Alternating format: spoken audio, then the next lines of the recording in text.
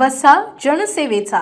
महसूल विभागात बहुचर्चित तत्कालीन मंडळ अधिकारी विजय दत्तात्रय टेकाडे बुलढाणा येथे वादग्रस्त राहिला, परंतु पैशाचे बळ की काय, आता तो पदोन्नती होऊन नायब तहसीलदार झालाय. म्हणतात की त्याच्या सरकारी नोकरीतील नातेवाईकाच्या टेकाडे याची पदोन्नती झाली. मंडळ अधिकारी असताना शेकडो लाखांचा भ्रष्टाचार करणारा हा माणूस आता नियमबाह्य नायब तहसीलदार झाल्यावर खऱ्याने पैसे ओढणार का, हा प्रश्न चर्चेला जात आहे.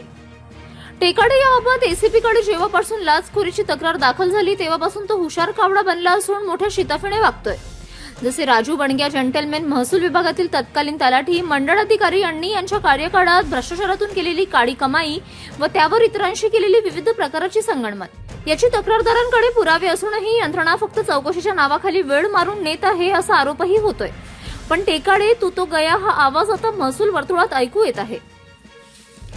लाचखोरी किंवा भ्रष्टाचाराचे गंभीर प्रकरण न्यायप्रविष्ट असताना किंवा विभागीय चौकशी प्रलंबित असताना महाराष्ट्र शासनाच्या नियमानुसार अशा शासकीय कर्मचाऱ्याला नियमित पदोन्नती देता येत नाही.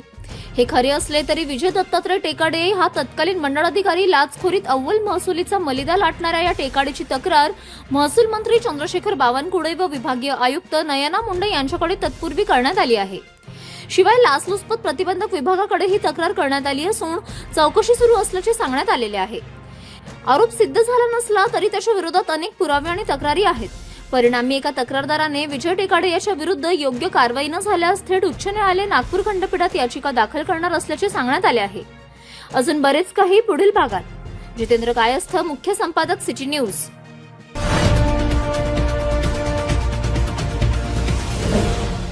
सिटी न्यूज वसा जनसेवेचा.